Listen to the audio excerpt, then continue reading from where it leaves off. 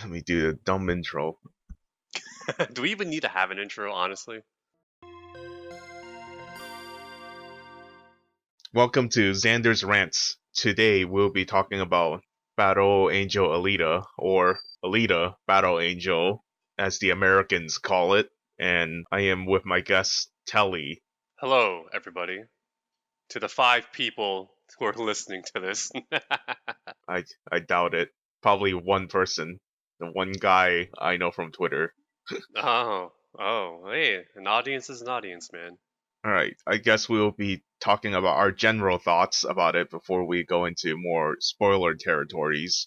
And then I'll probably be comparing more of the manga and the OVA since I read the first 5-ish books of it and I watched the 5? OVA. How many books are there for this? Well, manga The manga. books. My Yeah. apologies, too. I think it's like the first one is like 8, and then there's 2 sequels. I see. Some of the stuff that is shown in the flashback are only in the last sequel. Okay. I don't think they're in these original books. As Okay. far as I know, I don't know because I didn't get very far, but I'll explain that later. Alright. I did read 2 where supposedly the movie ended, and that actually technically ended in book 2. So, Okay. but they put a lot of other things that are in the other books in it. Uh-huh. What are your general impressions of the Oh, movie since you have only gosh. seen the movie, I Sound assume? effect. Yes, I've only watched the movies. So, I thought the movie was fine. I thought it was a fun movie, and that's it. That's if we're talking just very generally speaking, I thought it was fine and that it was fun, and that's it. What type of people would you recommend it to?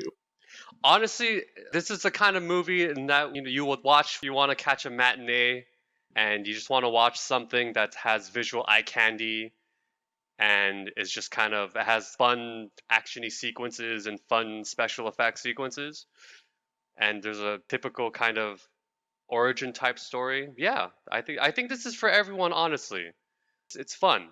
It's a fun kind of shut your brain off, let the visual eye candy entertain you for the 2 hours or whatever how long this movie is. And now, if yeah, for this was meant for I think anyone really. Hmm. I think this is a good, I guess, C plus B minus movie. Oh, you're gonna use grades now. Well, Okay. well, I've always used grades. Boo, boo, boo, boo.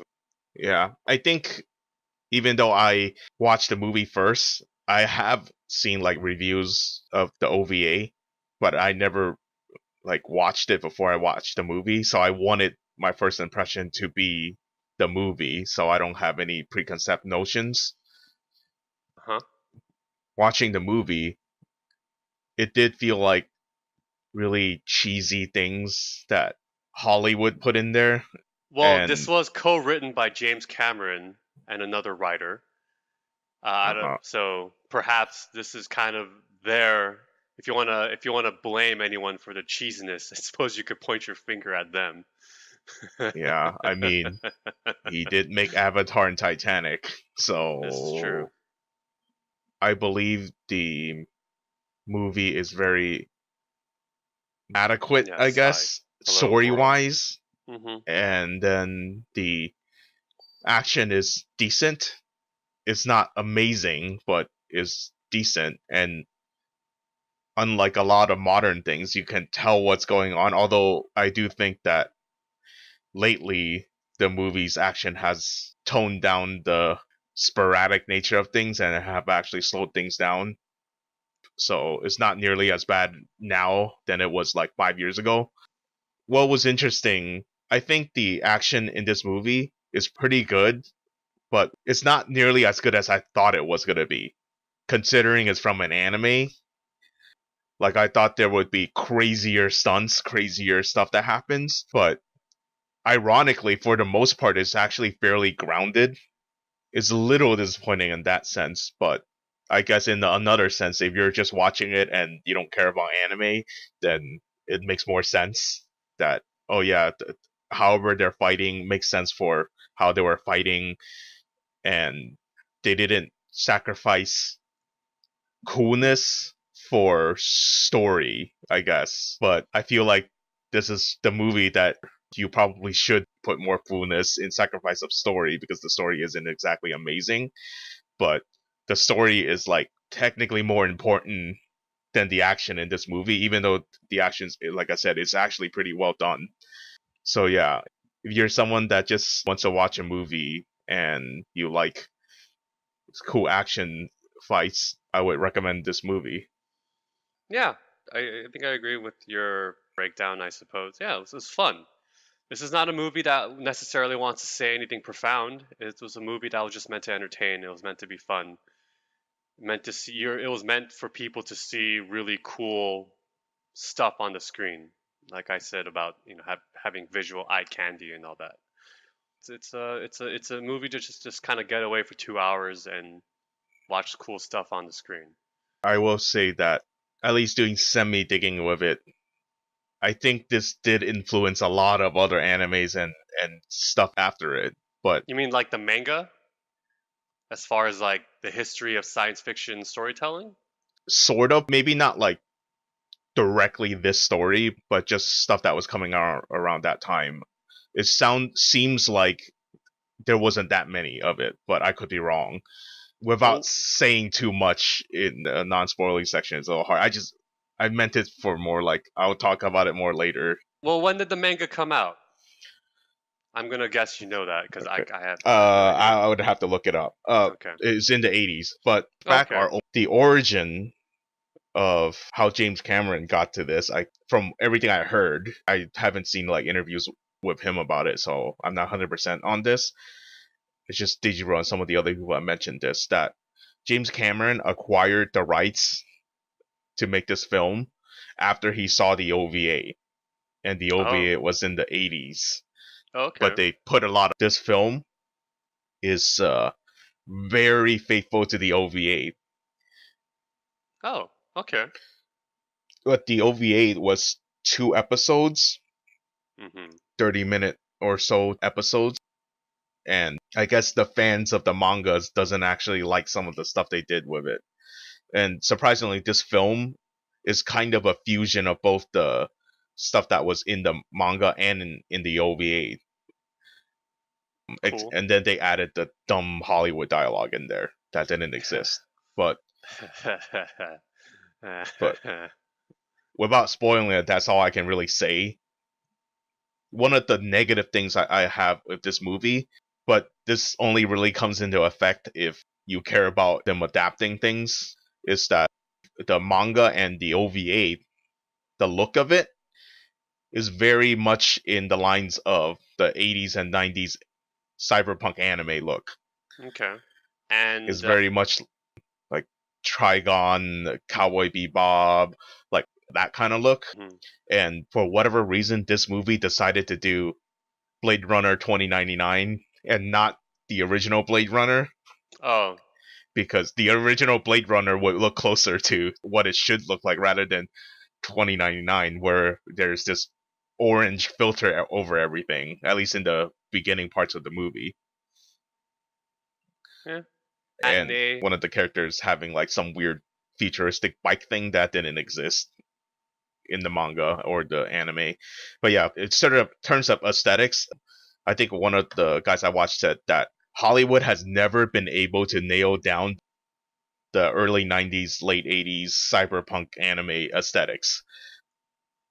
I'll go into more detail about that later on. But yeah, is there anything for the general thing before we go into more details? Not really. I mean, again, anything I have to say about the movie is again only just based on the movie. I haven't read the manga. I haven't seen the OVA. So I have nothing else really to say. I mean, I had a good time. I had fun watching it. It was a nice way to spend my Saturday. I don't know if I'll ever purchase this movie and put it on my shelf of movies, but it was fun. Had a good time. Yeah. Okay.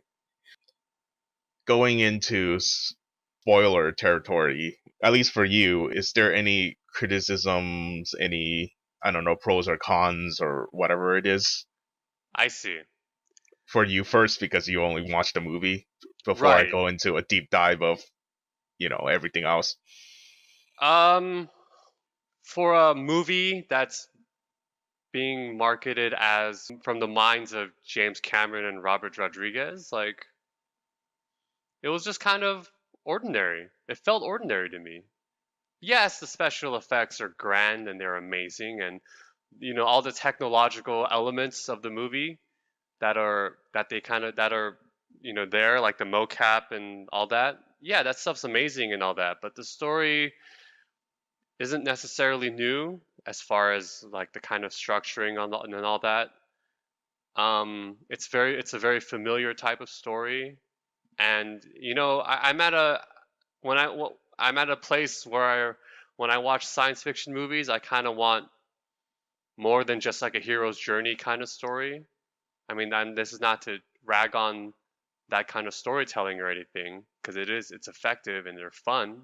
It's tried and true, but I kind of wanted something more from these filmmakers because of, especially from James Cameron's repertoire of, you know, cinematic history and all that, if that makes any sense. So this movie for me felt very ordinary, and I kind of wanted something more as far as maybe ideas or, something like that. I don't even know if that's a fair criticism or not, but yeah, it felt very just ordinary and kind of whatever. Um, this is a weird nitpick, so I don't know if it necessarily. I don't.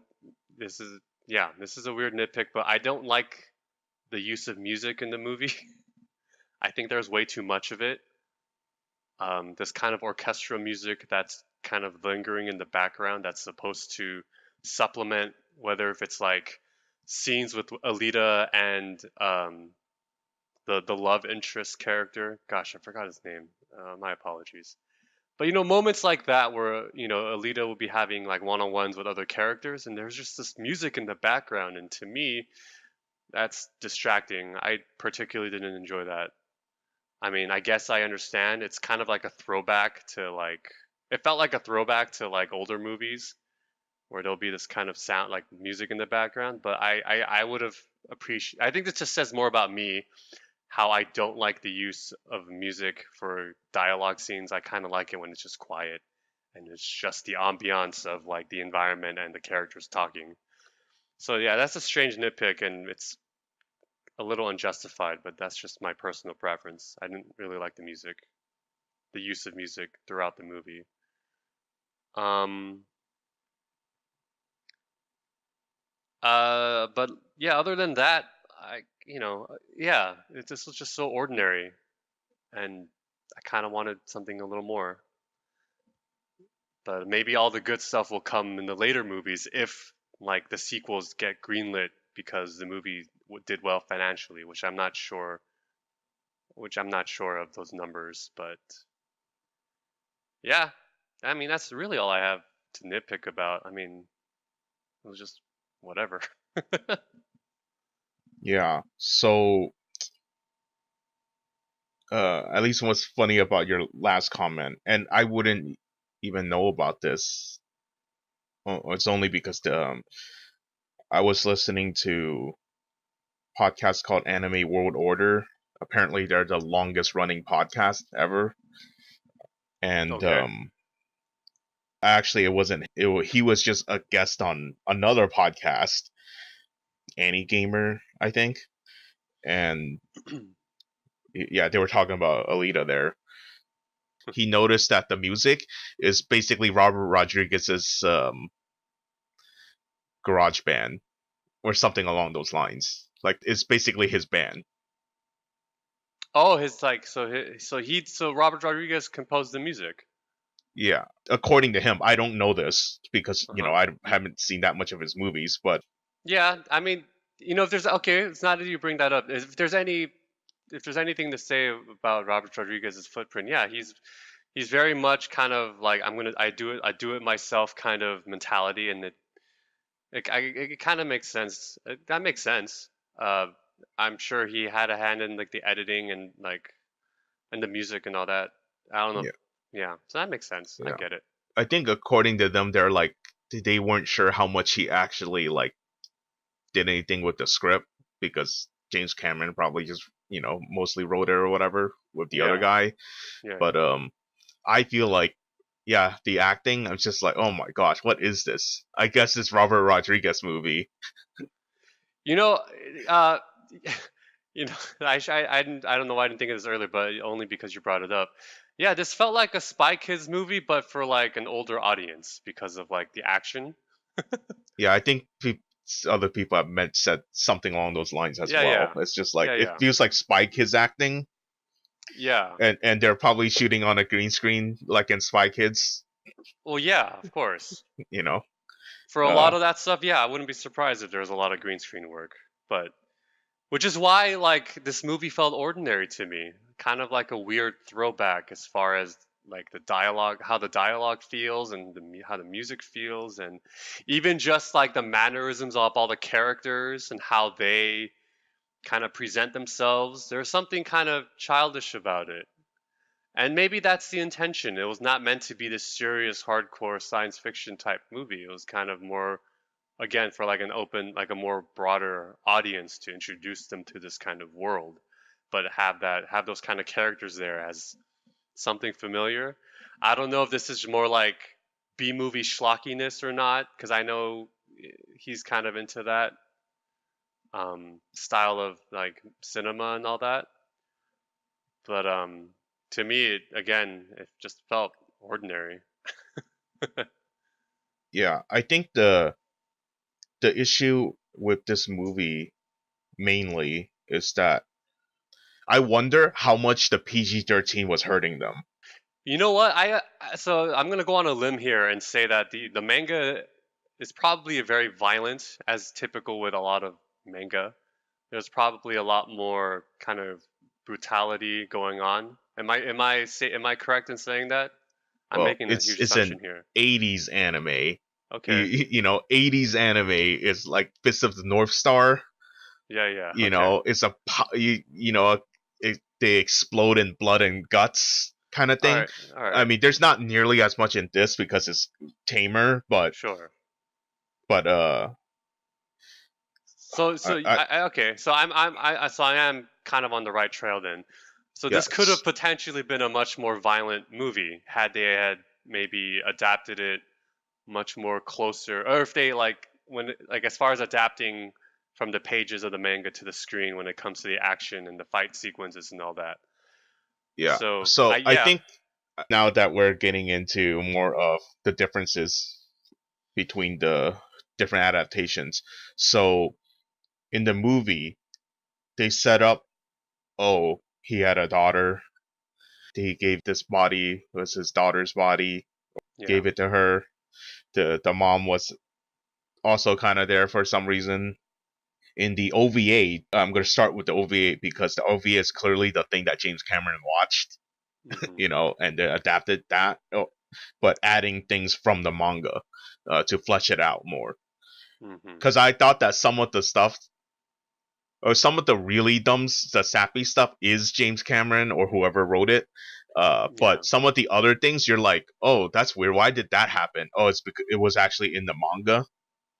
But mhm but then they were meshing it with what was happening in OVA, and I believe from what I see in the OVA, it looks like yeah, because it was just 2 episodes of an OVA, and so they had to cut corners.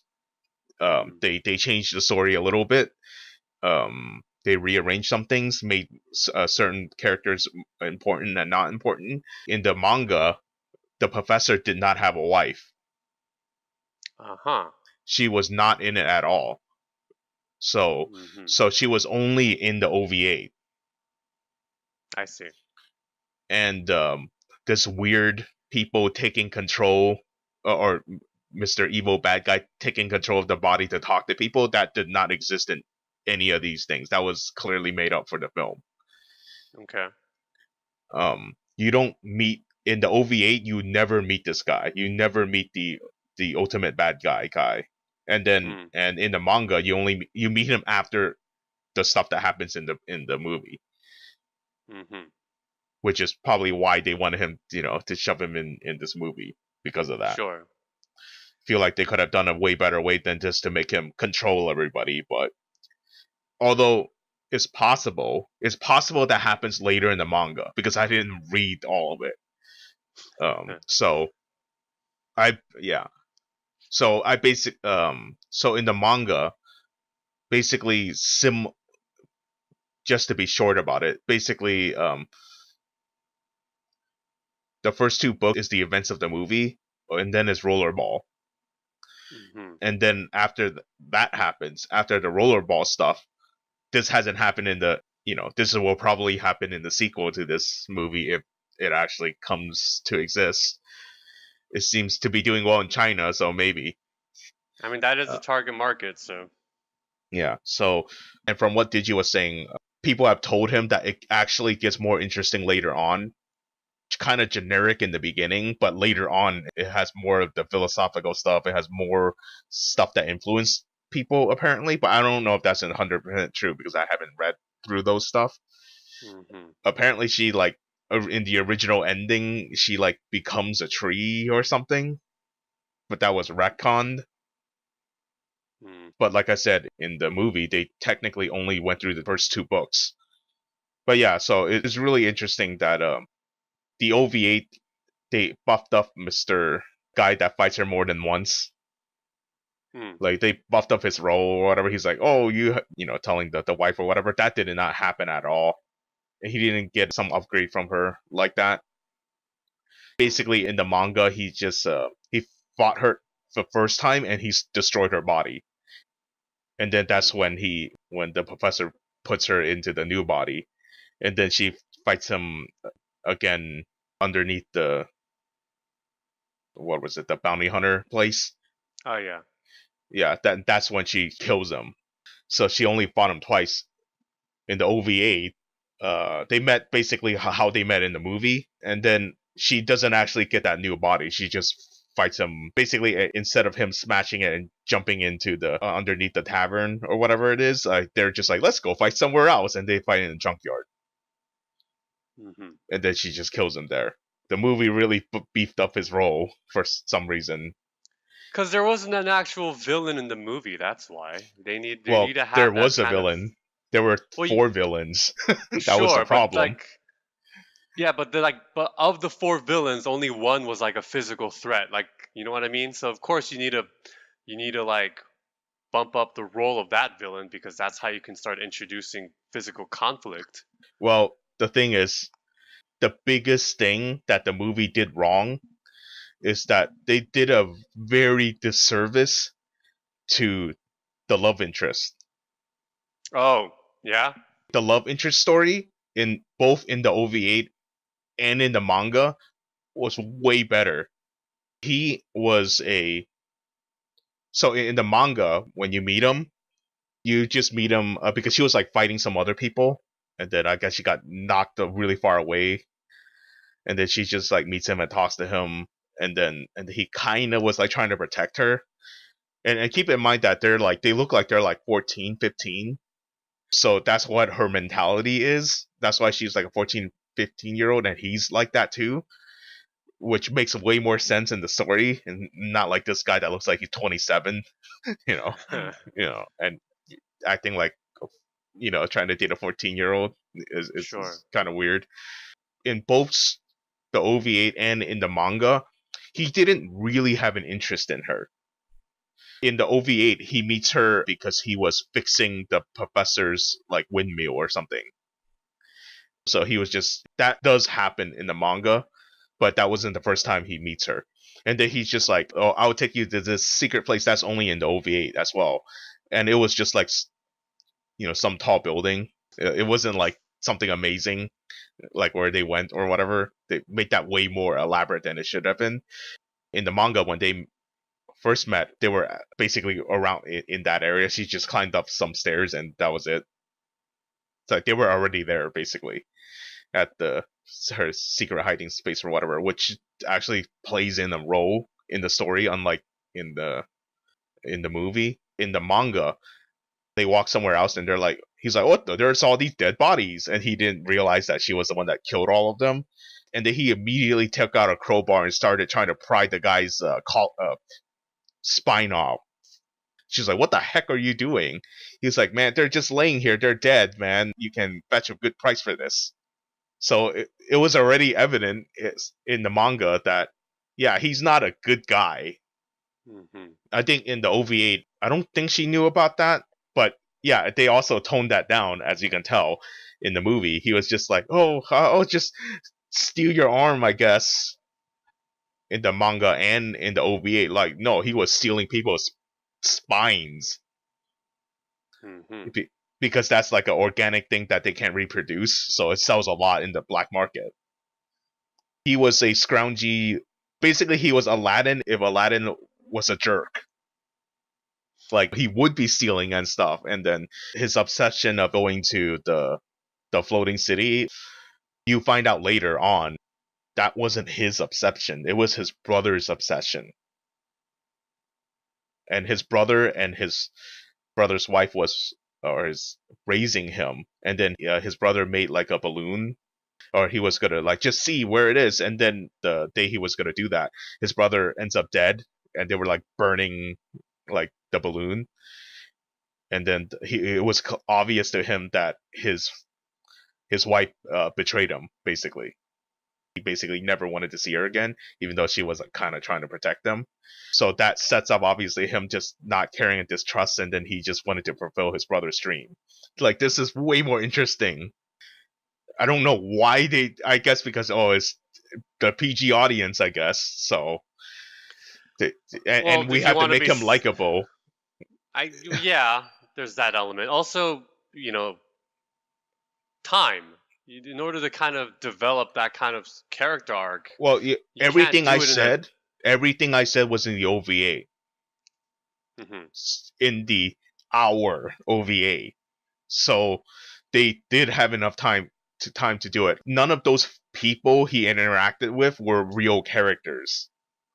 Mm-hmm. The only time you saw like the friends barely interact with Alita, they actually never went to that spaceship, which I guess somebody else said that's a better change. It's just the professor just happens to have the berserker armor. Mm. To me, it felt like way more of a detour. Basically, all the stuff you know about the backstory or flashbacks was not in it. Like I said, it's probably in like one of the really later books. So what the movie did was basically they tried to cram everything in. Is what the movie tried to do. And then I guess James Cameron wanted to make Titanic and Avatar again with the love story. So he changed it. I think somebody accused him of being like Leo, like he's acting like he's Leo from Titanic, but he isn't Leo from Titanic. But yeah, but he's supposed to be like a 14-year-old kid that just wanted to make enough money to go up there because it was his brother's dream, and he didn't care by what means necessary. And then she was just infatuated with him because when she interacted with him, he just had a really positive attitude about him. Love at first sight kind of deal. Sure. And then her offering her heart to him was not in the OVA. It was in the manga, but she wasn't offering her heart to him. It was in a bet. She was like, "Oh, if I lose to you in our wrestle, you can crush my heart." Right on. So it has nothing to do with the professor. As far as we know, doesn't know anything about her past. Doesn't know to the extent that he does in the movie, where he knows everything about her, and they were going after her heart or whatever. That was not a thing at all. Like, as far as everybody knew, like they didn't know why she was like so powerful. And she only started realizing like, oh, she has some kind of martial arts training during rollerball. She didn't really have that happen before that. I mean, people were surprised she was able to beat people, obviously, but I don't think they put like, oh, she's ancient martial arts. As far as I know, I could be mistaken about that point. But yeah, a lot of the setups and stuff was taken from the OVA, although they added back in stuff because the first scenario where she goes and tries to confront the professor of him like, oh, are you the murderer? And so it looks like he was gonna kill the girl or whatever, and he was like, oh no, now she got away, and then fighting him. That was it in the manga. It was just that. She was just fighting that girl. And in the later scene, when she becomes a bounty hunter, she ends up finding the two guys. In the OVA, they were like, "Oh, thank you for bringing her to us," and then you just see the two guys, and then you never see that girl again, if I remember correctly. Like, I don't think like she even comes down to try to stop him from attacking the girl. I think he was just gonna attacking one of the guys. But yeah, it's like they combined the two scenes because I thought like, oh, that they made up a bunch of stuff, but then no, it's actually a lot of stuff was either in the OVA or in the manga. The one thing that they did change was his name is Hugo, I believe, the kid, Hugo's Oh, that's story. right. Yeah, Yeah, it's yeah. just the love interest, and I feel like yeah, they changed it for the worse. And that's why it was so generic because they were making everything so generic. In the OVA, the only reason that dog existed was so he can die a bloody death, Yeah. but they didn't show it in the movie. So in the manga, the dog was there, but the dog didn't die. It was like saving a baby or something. That's why it was in the scene. I think the biggest problem, and I mentioned it earlier, is that they got the atmosphere wrong, Yeah, so especially this the city. But yeah, I imagine this was supposed to be like a very kind of grim, always rainy kind of vibe. But it was very bright, like during the day and all that. You know, that like I don't know if that did feel a little strange for a sci-fi movie of this kind. That like during the day it was very brightly lit and all that. But I don't know. the first part where he's in the junkyard Uh is huh. almost a shot for shot of the Oh, okay. OVA, but then they took that aesthetics and kept on going with it Uh huh. because it became like mostly night aesthetics and really like Blade Runner, the original Blade Runner look. I would describe the setting like as if it was an industrial factory and everybody died off and then people settled there and then put like a western town on it, like I said, like Trigon, Cowboy Bebop, like that kind of thing vibe Hmm. to it. The one thing is that at least in these beginning chapters, why he was aiming for that is that yeah, she is very naive, so that keeps it from being crazy dark. Hmm. Yeah, that's the biggest thing. It's just tone is the biggest issue here. It's like, oh, the fight scenes is actually kind of cool. And what was funny is that a lot of the fights is actually almost shot for shot like either the manga or the anime. But ironically, that makes it less flashy because the manga isn't going to translate exactly to moving pictures, and then the OVA was probably cheaply made. You know, it wasn't like crazy amount of fighting like a Dragon Ball or something. So it's actually fairly faithful to what happens. But like I said, the problem is they took out the sting of everything, and everything is like kind of bright. So it doesn't seem like, oh, this cool dark when they're fighting.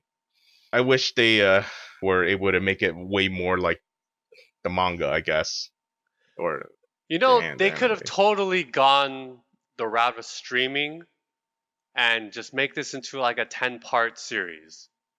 But then they decided to do a classic theatrical type of release. Well, Um, I think the other thing, even for me now, to think about it, like keep in mind is that this was a thing that James Cameron wanted to make for 20 years. From what I heard from what the other guys say, is that he basically was choosing to either make Avatar or this, and he mhm, chose to make Avatar. And I think he realized that the CGI wasn't up to the level for him to make Alita, is what it mhm, was. So it wasn't until now that they were able to make it. So actually, a lot of the things that he did the things he did was actually to make Alita. mhm. So you could say that script could have easily been from the 80s, which would have made a lot more sense. Sure. But I assume the design and everything would not have looked the same. I mean, James Cameron, you have to think about what he was making in the 80s, right? Or especially the first type, Terminator. Yeah. Like, that looks way more like the aesthetics in the first Terminator looks way more like Alita Mhm. than here. And like you could say the romance in Terminator was really sappy too. Yeah, but I liked it better than in Alita. Yeah, yeah. Did you watch Bumblebee? The Transformer movie? Yes. No, No. That was no. actually a good movie, but that also felt like they were trying to make an 80s movie now, and some of the charm of it being an 80s movie, they were trying to do it, but it didn't entirely succeed. Kind of felt like that was a problem here too, but also because Robert Rodriguez was the one directing it, probably didn't help Sure. with that part. Although I guess it probably helped with staying under budget. Yeah. I mean, this is kind of his first big budget movie in like a long time, isn't it? I don't know. I mean, he made Sin City, so I don't know, Yeah, but so like Sin City till now and everything in between, I don't think he's done any big movie at this scale. You know what I mean? maybe I'm Like not sure. he's been doing like the Spy Kids movies and like Once Upon a Time in Mexico, where it's kind of very lower budget, but then kind of big action kind of pieces and all the set pieces and all that.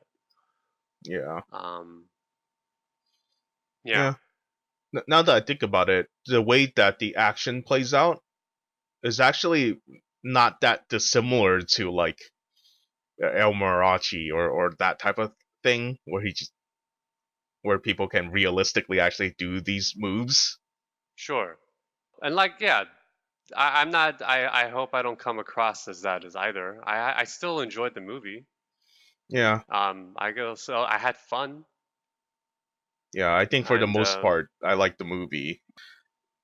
I just hate that, like and I know you don't agree with this, but like in Blade Runner 2099, is like, oh, what happened to this cool dark cyberpunk look?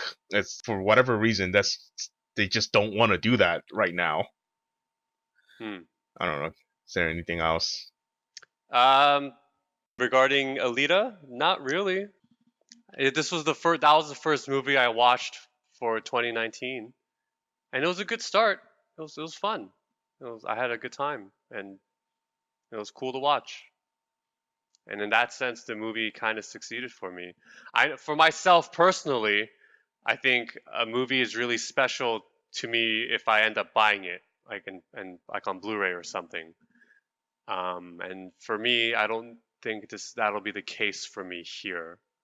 But this is not to say that the movie was by any means bad or anything. It was just ordinary, but I had a good time watching it.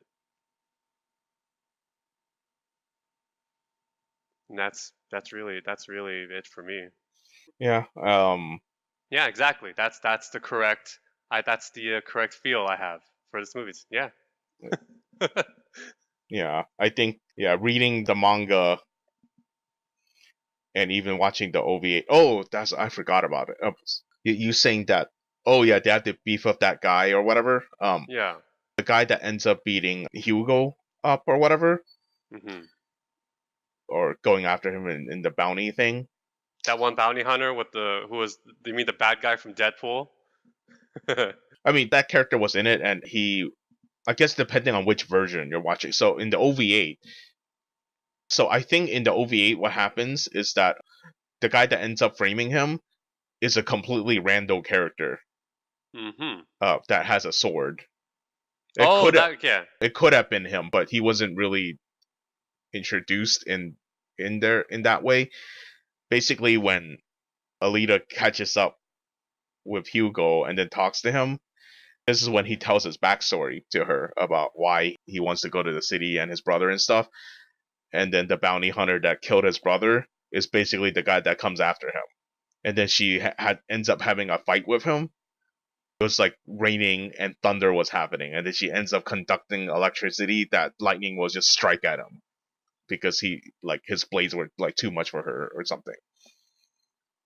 Mhm. I don't know why they cut that out. I guess because they were putting everything else in, like the motorball stuff wasn't really a thing in the when these events were happening in either the OVA or the manga. Like it was like the next thing that happens, but I guess they wanted to set up motorball in this movie more and have a motorball action scene, which wouldn't have happened. There's like an actual antagonist that was important to Hugo, and he was there for both the manga and the OVA. And then it was when she was trying to escape with Hugo is when the guy was like, "Oh, hey, you're trying to escape. Oh, did you murder him? You know, you had to have murdered him." And then in the manga, yeah, you thought that she probably murdered him. Then you find out, oh yeah, she did pump her heart into the blood. It wasn't Professor's wife character didn't exist, so she thought of to do that. Alita thought that, but in the OVA, it was the Professor's wife that told her to do that. Hmm. I feel like that character they could have beefed up more. Considering that was like her only like real kill, like that character was actually a threat to her, that she had to like do like a trickery to kill him. Yeah. But I do think even the OVA or the manga is more interesting than the movie. But I would recommend just either reading or watching the manga, not so much the movie, unless you just want to watch fight scenes that it has some of. Like I said, I was a Right. little let down of the fight scenes, but they're actually fairly accurate to the manga and anime. So I can't complain too much. No, Um, yeah, no. This is again. This is not. This is for a broad audience. This is not for like fans necessarily, unless. like I said, I was a Right. little let down of the fight scenes, but they're actually fairly accurate. I can't complain too much.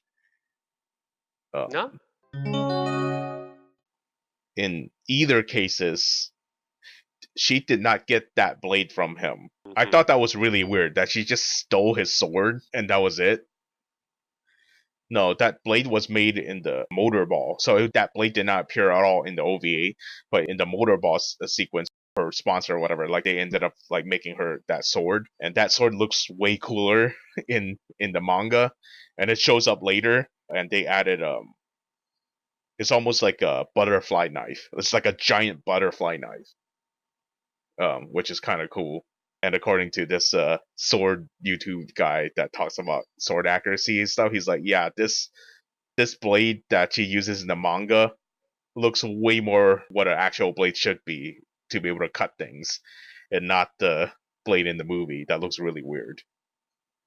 But I actually wonder if that blade is a blade from some later chapter, because I read it like another chapter later on that like somebody gives her, it's like, I reconstructed a blade for you, and it kind of looks like that blade, so I'm not sure. But yeah, Hmm.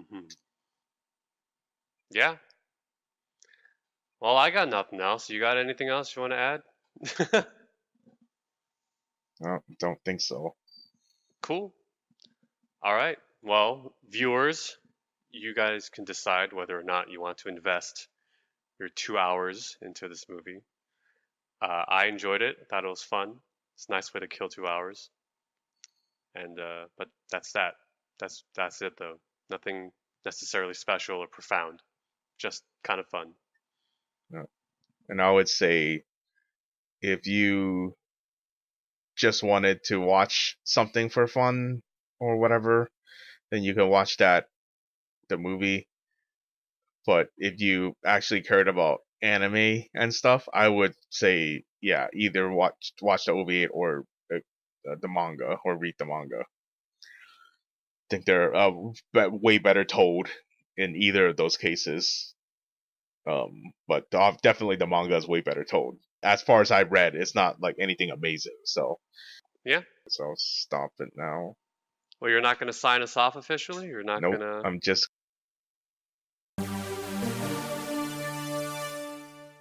I did have my friend make some sound effects, so I'll eventually put those in. Oh, gosh. Nah, boo. Yeah. Boo, boo, boo. Boring. Antiquated. Well, you're looking at your thesaurus now. No, I've always used the word antiquated. Okay. It makes me feel good. It makes me feel like I'm a genius.